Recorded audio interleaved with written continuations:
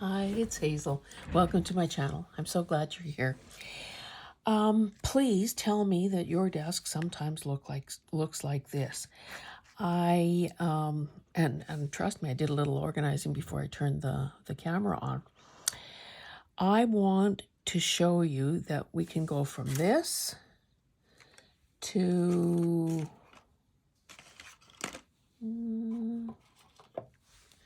this, or this, or this. This video is about how I use the tiniest of scraps to make these tiny little books. I would think that something like this is a micro mini book. So I spent a little time the other day decorating some of these and kind of giving them covers just to show you that they can be ultra cute when they're done. I have to say, please don't be fooled into thinking that just because they're tiny, that they don't take, a fair bit of fiddly work. I have other examples that I want to show you. This is a little fabric cover with embroidery thread closure. This is some of that burlappy type scrapbooking paper. And you can see that some of them, these are bound with staples. This is a 3-hole pamphlet stitch, and this is like ultra suede or something, so it's very, very cushy. This is some scrapbooking cardstock, and in fact, it looks like I picked some fairly substantial paper for the inside, and this one is just glued. What else have I got? This is a bigger one using, again, some fabric, a fabric remnant, and it's, this is, here's my handy dandy ruler. And this one is 5 inches by 3 3/4. So, this little guy, I just put the cover on her yesterday, is 3/4 of an inch tall. And a smidge wider than that. So they are so cute. But anyway, enough talk. Let's get some action going here. Here's another example. This is just this must be some note paper that I got from a hotel, CP Hotels. So it's thin.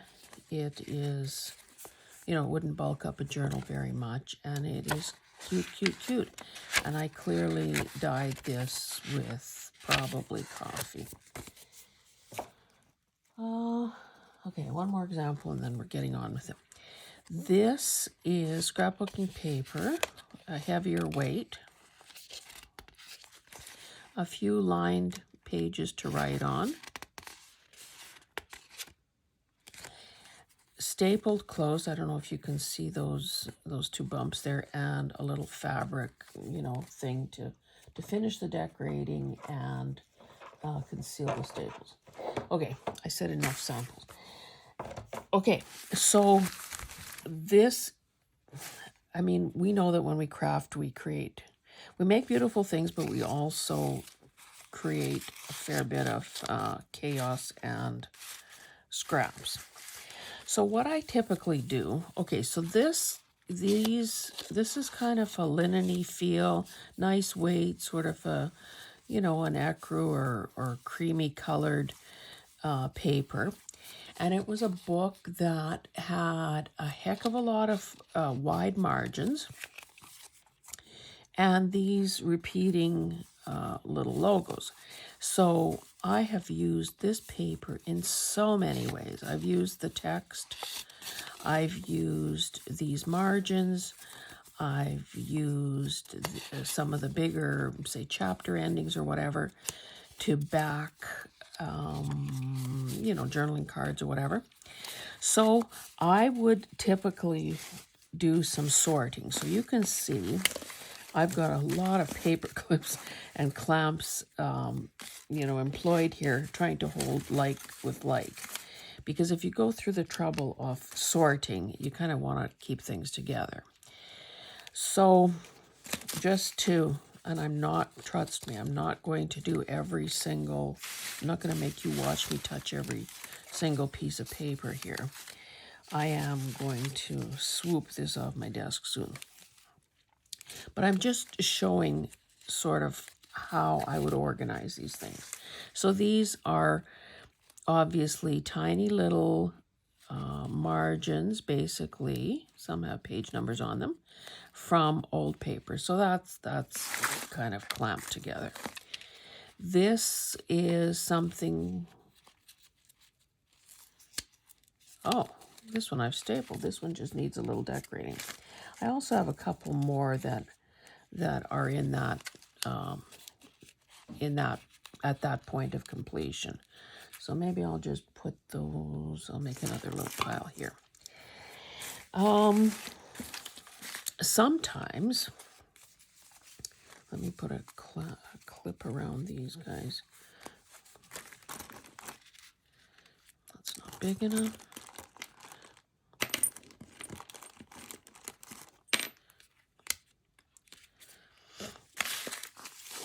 If I have larger strips like this that have come off, when a person has trimmed some paper, so the bottom of a music sheet, some coffee dyed paper, some ledger,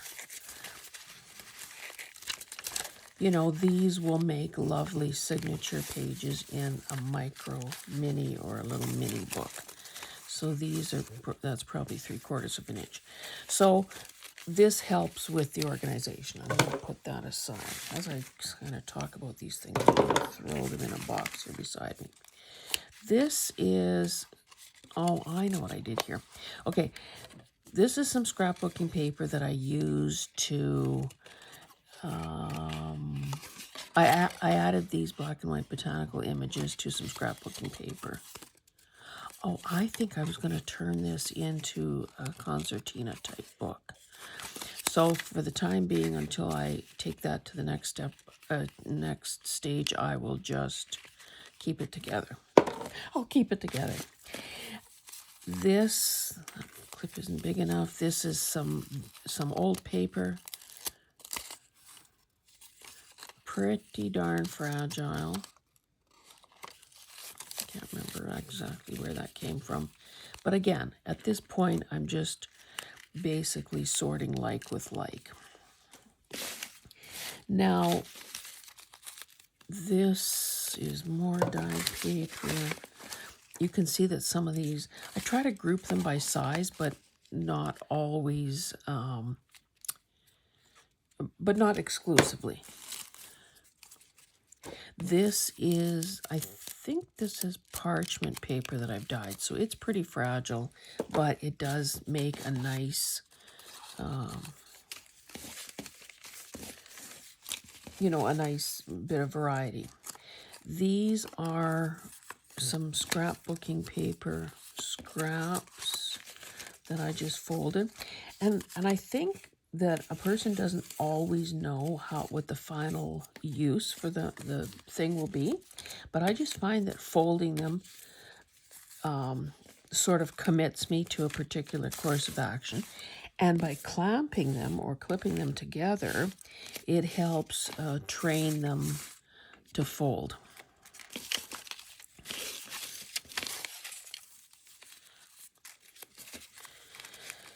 So,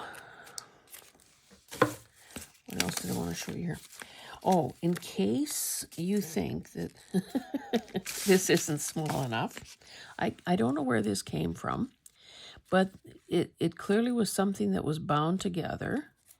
Let me pull out one section here. So this was probably just glued together, and you can see how tiny that is. It seems to me I measured yesterday and it was 1/2 inch. So when the time is right, I'm going to separate those pages, probably tear them in half, and then fold them in half, depending how big I want this little book to be, or several books. This one has a great big staple still in it. Now, if I could find a way to use it without having to take that apart, it's just that, well, let me unloosen, there's no such word. Let me loosen it. This would make a heck of a cute little book. However, it's not very practical, other than, maybe turning it into a book charm or something. So there's that. Heavier weight paper that might end up being a sort of a cover. A page like this that is kind of has a decorative page number, a little bit of interest. Maybe that's all I need to show you. So I will continue to, there's a lot of this paper. I will continue to gather up and sort these things when you're not watching. Sometimes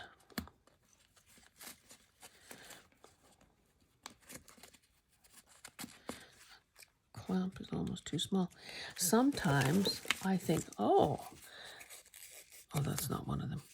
If I think, that paper is really nice, I want to use it, I don't want to, rip part of it off, I will even fold up like here, fold up a bit to remind myself to, include a pocket. Anyway, okay, let me get this. Oh, I left this here. These are sort of page flags. So if I wanted, some pre-cut, nice clean edges, I could take off the adhesive part, chop that part off and turn that into little signature pages. This is part of the wallpaper border.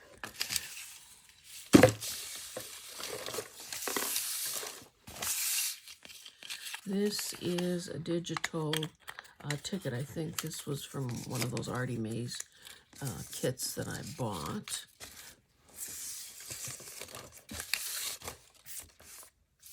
And for my next trick, I'm going to pull a tablecloth out from, okay, those were the ones that were already stapled. Okay, I'll talk about that in a second. So now that I've cleared the deck a bit, I want to show you what I was doing the other day. I have told you in the last video, I told you that I was sort of out of commission for a while because of problems with Wi-Fi. So I've been doing a lot of organizing, and I realize I have a couple more things. Oh, here's a bag of more of these things that need to be sorted size-wise. And trust me, that's not all of them. I continue to sort and go through things. And when I was in another part of it, I used to have a studio space in the basement. And so when I was in there the other day, I came across one of these, three of these little Matchbox things. So, of course, when cuteness is what it's all about, I'm not about to throw something like this out. I didn't know what the plan was, but it occurred to me that wouldn't that be a cute little holder for for one of the mini books. So rather than, make you sit through a whole bunch of that, I did a couple of prototypes. So this is the decorated Matchbox. I just used old paper, and I also sealed it with this Liquitex matte medium, simply to give it a little bit of strength. And because it's matte, it doesn't really, it doesn't change the look of it that much. This is the same paper. This I had inked up a bit. So there's that. And used a little bit of, I'll show you what it is actually. You know how so often we find packages of bias tape? And, you know, sometimes I've used it to finish the edges on, you know, a journaling card or whatever. But if you, and obviously I dyed this in coffee or tea, if you iron it, you can make, you know, you can get it reasonably flat. And so I kind of ripped and frayed a bit of that. And inside is a tiny little book. Now, I know that recently I showed you this, well, something like this. Christmas wrapping paper. I got rid of the words. It said Merry Christmas or whatever. And I created several big sections of this kind of paper. And it was a bit, you know, getting to annoy me a bit because it was everywhere and I wasn't using it. So recently I have begun using it. And what I ended up doing was making a bunch of little book covers. So I had these ready to go. And yeah, one of them, anyway, I used some of these to make 3 of these little books, one for each of the boxes. And I also have this that I can add to my thing of supplies and make more covers, even though I don't have boxes to put them in. So I even used a bit of that bias tape to make pockets front and back. I sewed around the edge just to stabilize it a bit and did a minimum amount of decorating on the cover. You can see there's a bit of braille paper. There is dyed papers. There is part of, this is a ticket. I just folded this back to sort of make a tuck area. I could glue it and turn it into an actual pocket. I thought I had the, oh yeah, here's the parchment as well. So even though I've had this clamped, it hasn't really, you know, totally, and it probably will never lie completely flat because I didn't score kind of a real spine. But I think it's cute, and clearly the cover will hold it in place. So there's that. Here's another one. And again, I just used some fussy cut flowers that I had, you know, some numbers, a piece of a digital tape measure. This cover is kind of, you know, basically the same. And what I wanted to do was, I did some prep, but I also wanted to be able to kind of do this with you. So this is the the cover part. Oh, I think I used Fabric Fix just to make it quicker.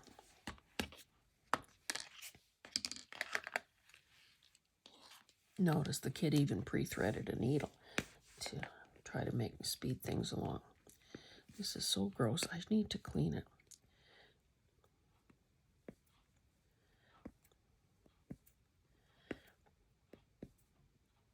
Oh, for heaven's sakes. Oh, you know what? I didn't use this. I used Fabric Fix. But that's why I have this silicone thing here, because I was kind of smoothing out the glue after I applied it to the, but maybe Fabric Fix will be better. I mean, maybe this will be better. Certainly maybe a little less messy. And I didn't do anything special with the striker part. Yeah, I better leave well enough alone. I guess I could have tried to remove that, but... So basically what I had done was just get... Oops. What I had done was stick my finger in the glue twice. uh,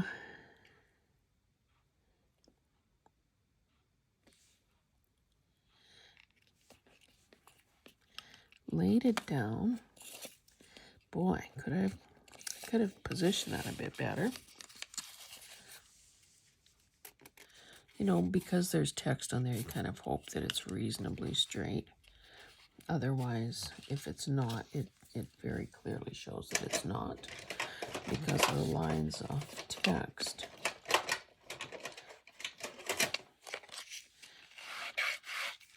Kind of gingerly smooth that out.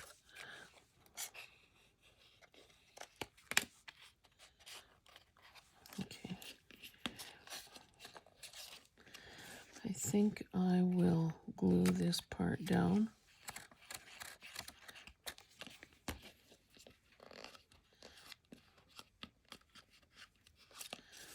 I will attempt to glue this down.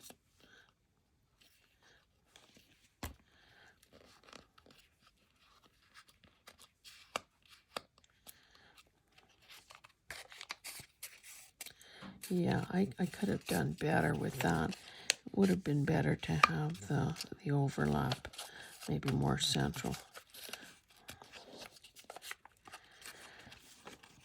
But onward and upward. I think too that by using the gel matte medium, I I kind of, as I said, reinforce this paper that is really pretty old. And see, nothing in life is very square and straight and plumb.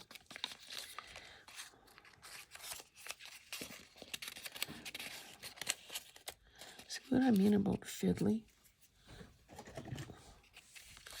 Should have pre-trimmed that, but try to cut along that line. That's a bit close to the edge. Maybe I'll just take a hair off so that doesn't want to catch. Okay. And if you fart around long enough, you need to re-glue.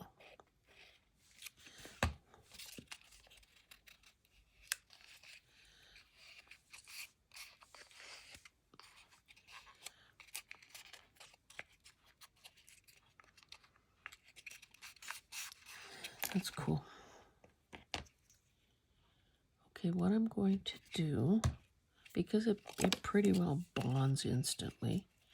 Oh, I see it got a little bagginess there. What the heck?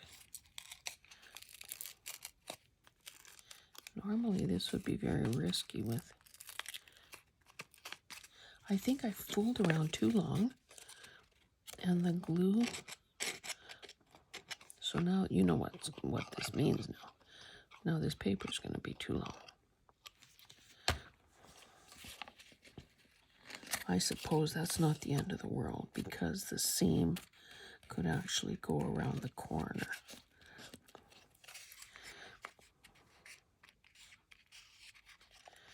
Okay, that's tightened it up quite a bit. So as I was saying, it bonds almost instantly, and you can begin trimming the edges. I suppose if I wanted to wait a little longer, I could use a sanding block to finish the edges that way, but it just seems simpler to do it this way. And of course, any imperfections can be hidden by inking. Don't need that anymore. Let's quickly give it a little. You know, this breaks my rule of inking in front of you.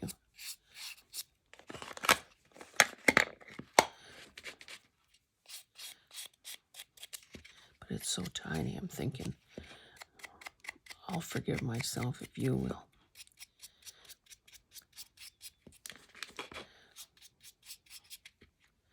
This is a gathered twig, the ink color. It's a distress oxide. And it is, I think, a, you know, kind of a warmer brown, or maybe a less red. There's a less of a reddish cast to it than vintage photo. Okay, good enough. So, to keep my process kind of authentic to what I did before, I'm just going to put a tiny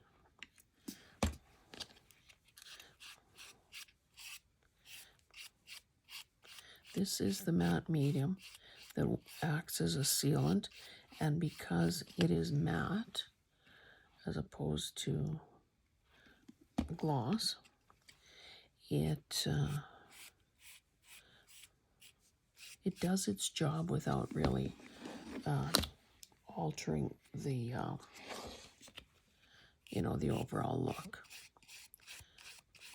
And of course, sometimes a person might want oh, wouldn't it have been good to have some water here to keep this brush from hardening?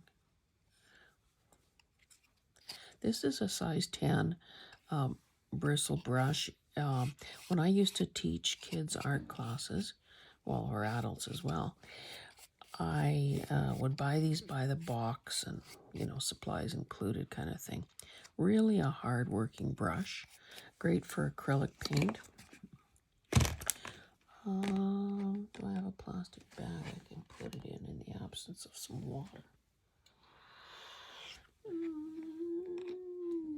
No, I do not. And of course, I can't leave you. I found this. Garbage.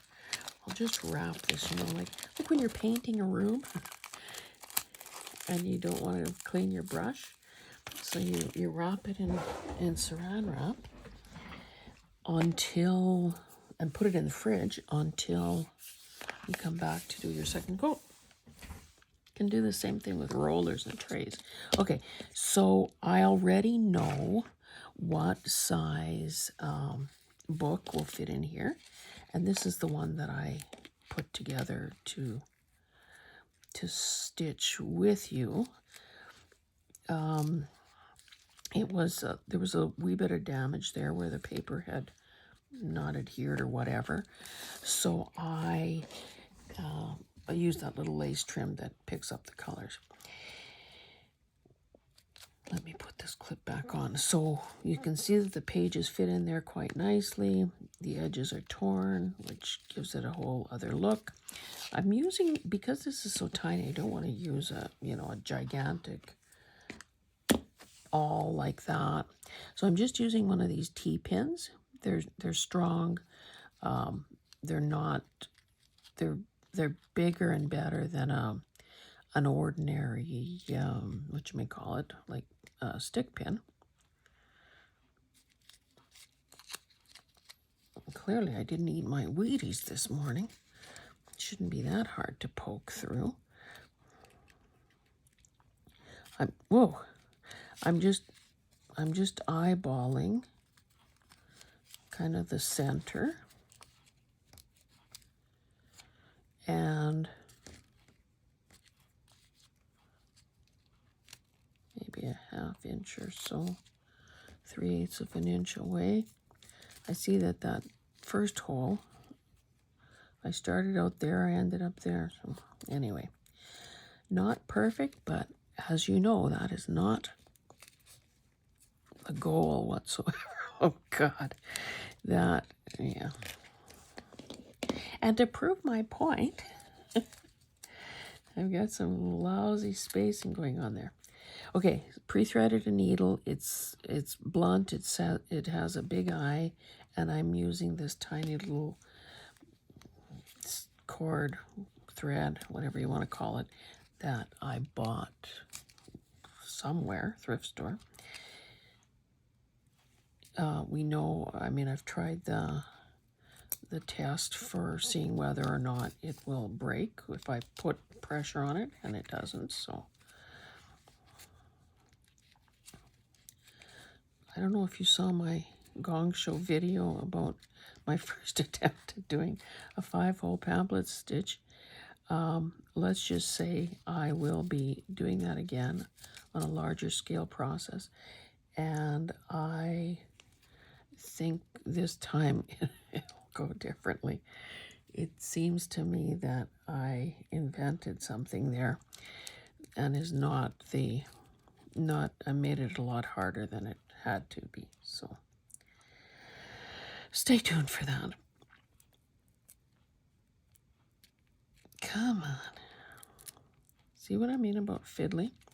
So even though everything is kind of miniature, which, you know, is sometimes a challenge with our adult-sized fingers,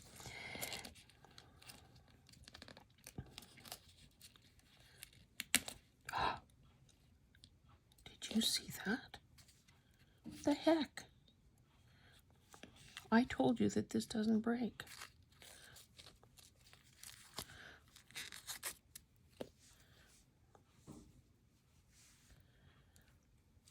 And it doesn't. So that must have been a point of weakness from, you know, reefing on it with, you know, with the eye and some friction there. And anyway, we carry on as though nothing ever happened.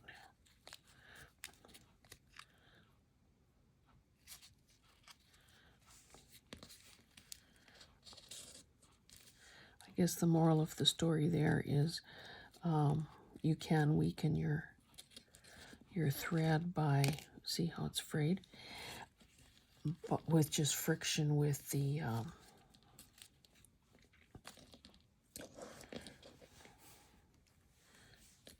needle itself if the eye is a little too small. I'm trying to get a little more, even out these tails a bit. Oh my God, people.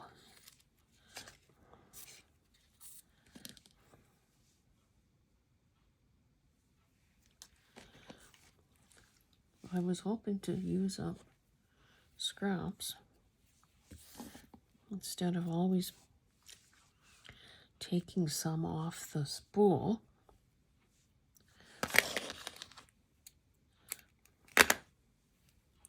When I was organizing, came across these little scissors, and they are pretty cute. They're not very comfortable for those of us with osteoarthritis, and you wouldn't want to use them for long, even if you... See what I did? Let me pick another needle. This is crazy. This one is kind of... Oops. See, I pre-threaded that one also.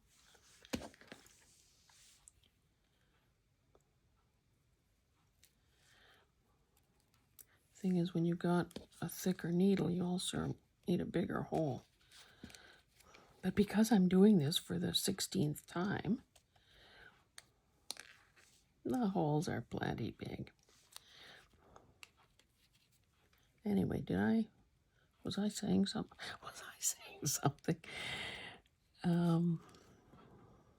Forgot what it was. Must have been really, really important.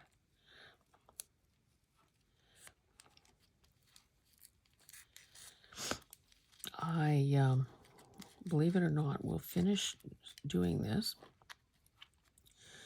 I have some seam binding, no, not seam binding, what do you call it, bias tape, and another fussy cut rose, and some of this, I don't even know what this is, to be honest. I bought it on rolls. It's two-sided. I like that rust color, so I think I'll use that in some way to decorate this cover. So, you know, once you get it, well, I won't waste your time talking about the 3-hole pamphlet stitch here. I think everybody has seen that a gazillion times. And frankly, with the size of this book and the size of my fingers, you wouldn't be able to see anything anyway. Okay, hallelujah. We have this thing sewn together.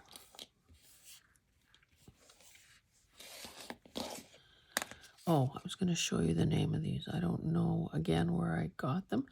Lamplouh. Got glue on my nails. And they're made in Italy, so I don't think Italy makes crap. So this would be, it says 1/4. A little tight, but anyway. So we know that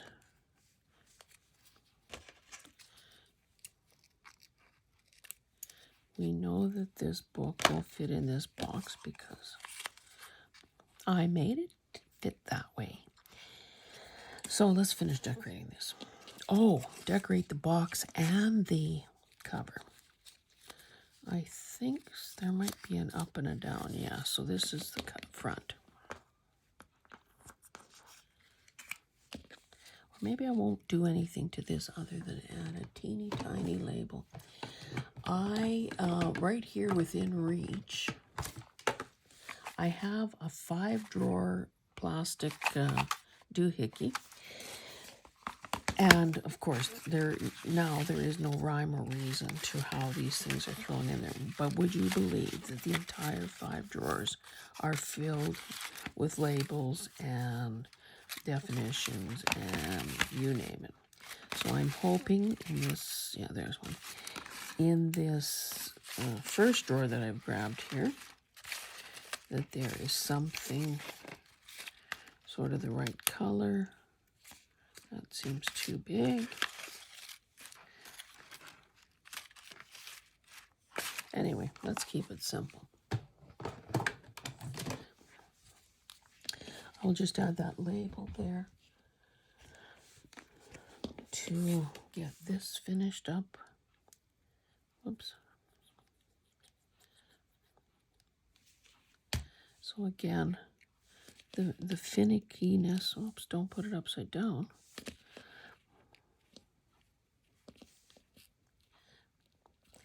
Oh, when I was having my Wi-Fi problems, and having my Wi-Fi problems for all those weeks, I was forced to pretty well abandon any streaming service and had to watch satellite TV. And I know that's not as bad as the peasant TV that we grew up with. However, you can have, let me see which is the top here. Can't really tell where my seam is. Well, that's good news. All right, there. We'll make this the top. Peasant TV. You can have hundreds of channels with your satellite package and pay like big money for the privilege and still have nothing to watch some days. Ugh. I should raggedy this up a bit here. Anyway, so I watched a lot of things that I haven't seen in years. And it amazes me, but maybe it shouldn't, that there are some shows that have, stood the test of time. Maybe I'll use this, Fabrifix. Have stood the test of time, like Frasier. Whose line is it anyway? These things are as funny and as relevant today as the day they first aired. So I watched a heck of a lot of that. I also watched a boatload of Forensic Files, which kind of, intrigues me.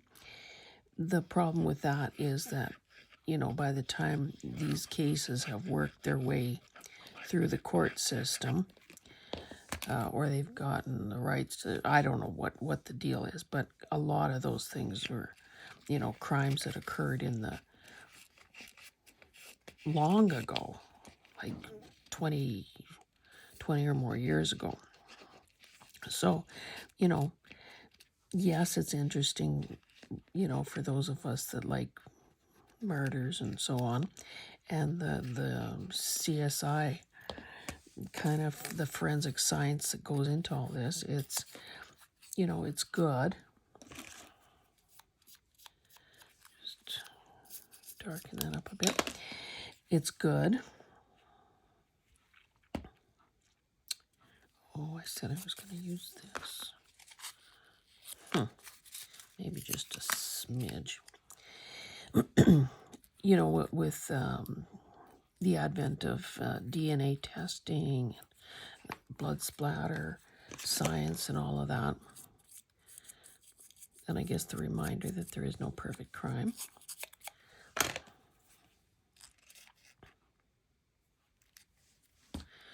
Maybe let's do this a little quicker and use our glitter glue.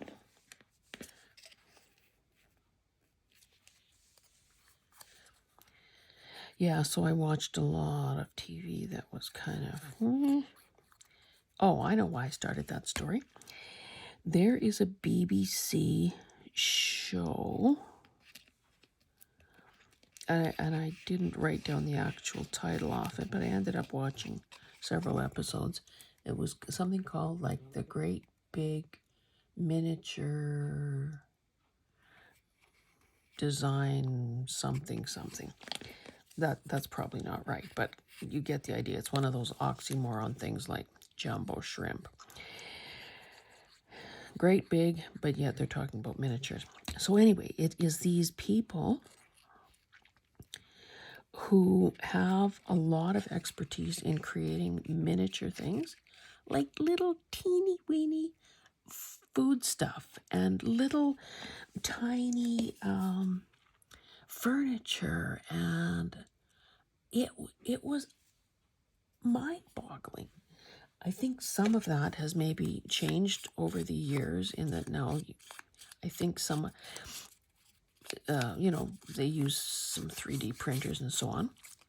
But they also, like, stick built some furniture. And basically these rooms, and I don't know what the real dimensions were, like what the size of a room would be, but they were, the challenge, I gather, week after week was to create or redecorate a room in a rundown Georgian mansion. So it had to be, from what I gather, and again, I didn't watch from the beginning, so I don't know all the ground rules.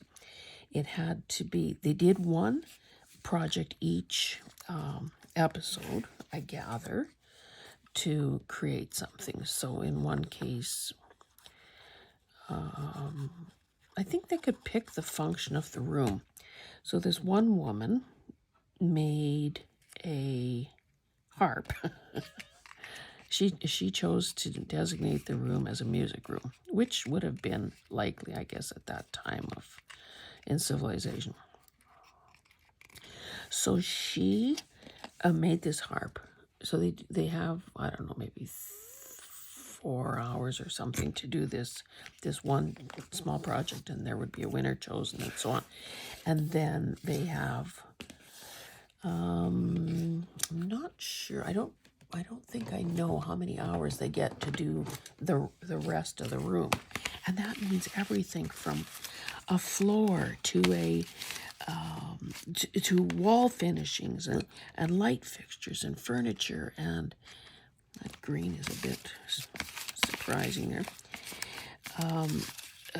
Light fixtures and food on the table. So apparently, this woman that I'm talking about, she's been doing miniature stuff for 30 years. So her food looked good enough to eat, frankly. And anyway, it was a very entertaining Maybe I have to use them just because I can't take forever to find another one. Maybe I can tone that green down. Anyway, it was so cool. You know how if you were cutting baseboards in your house or door trim or something like that, and you wanted a miter corner, so, you know, a human-sized miter box is probably this long and about this wide, maybe not even that wide, this wide, this long. You put your 2x4, your piece of molding or whatever in there, and it's got slots, angled slots to cut a 90-degree angle and a 45-degree angle, and probably that's it. Anyway, so this one guy was using this teeny weeny little miter box because he did a lot of furniture making, like with wood as opposed to a 3D printer. So I just found it fascinating. And part of the reason why is because years and years ago, and I would say 20, so we closed the business 20, well, maybe only 30 years ago, through one of the wholesales that we dealt with, I bought myself, and it was a lot of money at the time, considering it was a wholesale price, I bought myself a kit for a dollhouse. And it was, 2-story with an extra wing on it, and cedar shakes, and the whole thing. And that thing, up until COVID, stayed sealed in its 3 boxes. And I'm thinking, will I ever do anything with it? So at that point, I cracked open the seal on the boxes and took the pieces out, and here, 2023, it still sits in that way. But I'll tell you, having watched these people, it feels like that's something I want to do. I don't think I ever had a dollhouse as a kid. Well, I'm pretty sure I would have remembered, I think. So we didn't have a dollhouse. I don't even know that we had a dollhouse for our daughter. But I don't know. I don't know what to think. Is it a case of arrested development or what? Anyway, here are, despite all that talking, here are the 3 little Matchbox mini journal holders. So I'm really pleased with those. And I do have more little signatures stapled and ready to go that just need covers. So I will continue to work on that. And I might have shown you, I don't know if I showed you or not, and I can't remember whose idea this was, but the idea basically was to cover some cardstock, something heavier, with washi tape. And all of us have washi tape, and some of it is very beautiful, as you can see. So I found these things not so long ago, and I thought, well, better get some signatures in them. So how are we doing for time here anyway? Oh, getting up there. Excuse me. And I'm sure you said bless you. So basically what I did the other day is I put some backing on the inside because it was just, I don't even know what this cardboard came from. So again, using scraps on my desk, I just used some paper.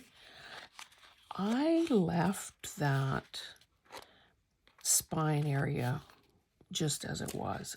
I didn't try hiding it with anything. I didn't try covering it with anything. I just wanted it to be sufficiently, these backing and front cover things to be sufficiently back that this will close properly.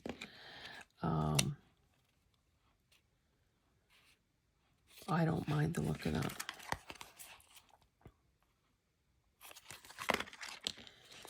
Anyway, I've got some papers can't remember. I think I might have put 6 per booklet. Some, you can see this one has a fold out. I may choose to add little pockets in the front and back cover. Anyway, this morning before I turned on the camera, I did use a 3-hole pamphlet stitch to close this one up. So again, just some scraps off my desk. There's a little pocket or tuck area. You can see that's pretty thick, and that knot makes it a bit bulky there. So for the others, I'll switch to a thinner thread. But again, how cute are those? I didn't do anything to the cover so far. I may choose to. Let me see if my little doohickey will work. Oh, when I'm taping this, it's actually my birthday. So one of the things I had on my birthday list was a corner chomper, and I still haven't taken it out of its package because I just received it yesterday. This is a good little thing. I bought it at a thrift store. Didn't even really know what the heck it was. It was so early on in my journaling career. But it works pretty nicely even on this. But I'm thinking it only has the one angle or degree of curve. Yeah, that already looks a little nicer. But I thought, you know, sometimes when kids, husbands are looking for what do we buy the woman who has everything, why not get them to buy me something I really want? So anyway, yeah, this is, I may just choose to add something, although I do love the look of that, like lilacs. Anyway, I'll stop there. I will continue, because you saw I have a lot to do there. I will do my usual spiel. Is this shot? Asking for your support by choosing to become a subscriber, by liking, by commenting, and by sharing the word of this channel. I have to say that the messages that I got kind of piled up a bit while I couldn't access the internet. But I believe I'm now caught up with replying, and I have to say, it just warmed my heart to see some of the comments. Somebody, and this is kind of really incredible to me, thinks that by watching my videos, I've given her the inspiration to start her own channel.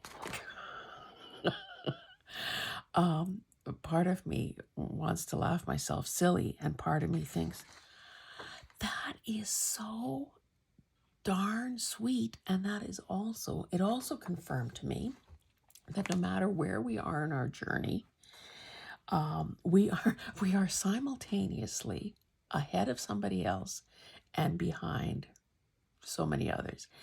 So that really touched me, and it humbled me to think that even though I consider myself a rank beginner here, that somebody else is getting something out of this and is feeling empowered and brave enough to do her own thing. So I just love it, and I said so.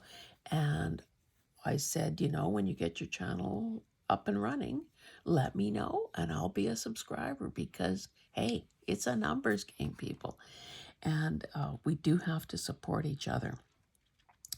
Another comment was from someone in Texas, which again is kind of mind-blowing. And she, you know, I have a peculiar, dry, sarcastic sense of humor. And it was, it's nice to know that people are listening closely enough to get my sense of humor and have it resonate with them. So again, regardless of what is it you're saying to me, it just proves that maybe I'm on the right track here. even though growth is slower than a person would hope it would be, it is, it makes this journey less lonely. And I'm not saying that in a bad way, because I, believe it or not, am an introvert. And hell, I could go for days or weeks and not feel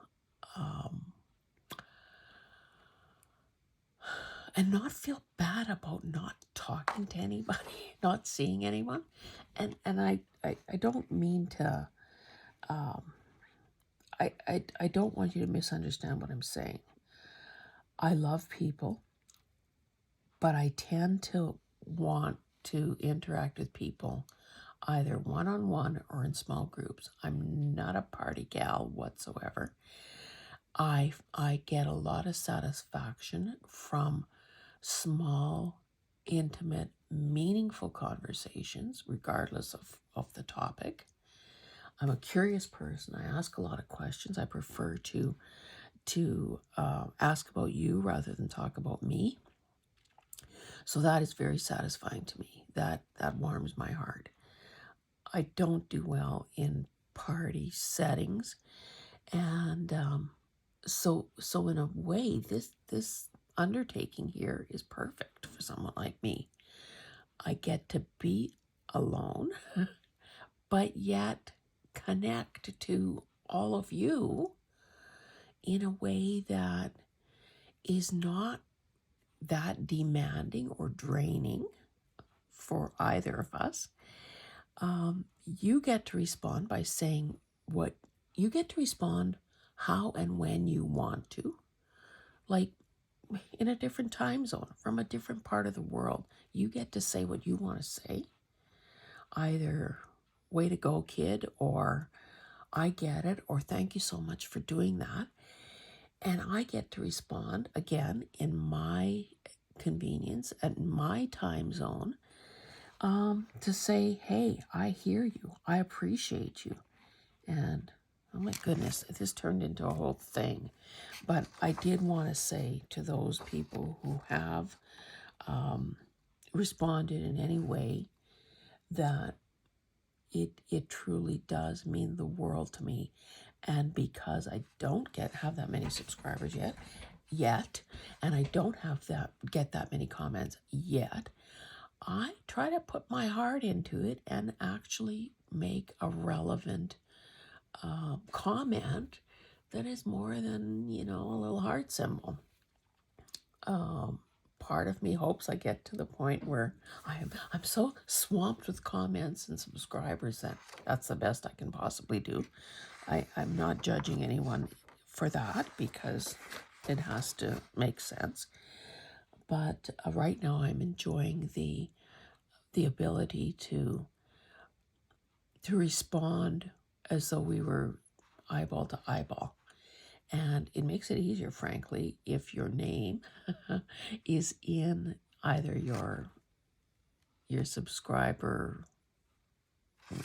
handle, for lack of a better word, or if you sign it with your name, because it personalizes it. So I will now finally stop here. I'll see you in the next one. Thanks so much for stopping by. Bye.